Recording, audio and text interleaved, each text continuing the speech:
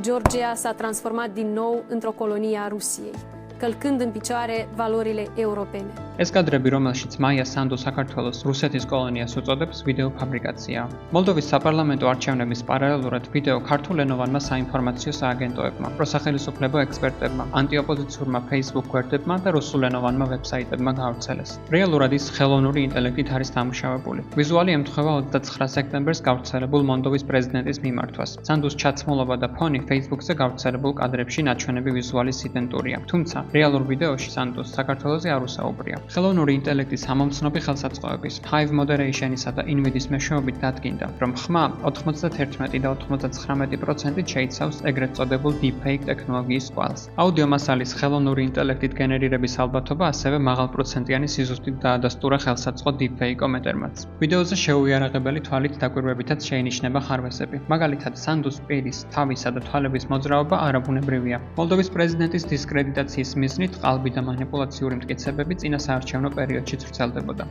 სლად მითების დეტექტორზე წაიკითხავთ.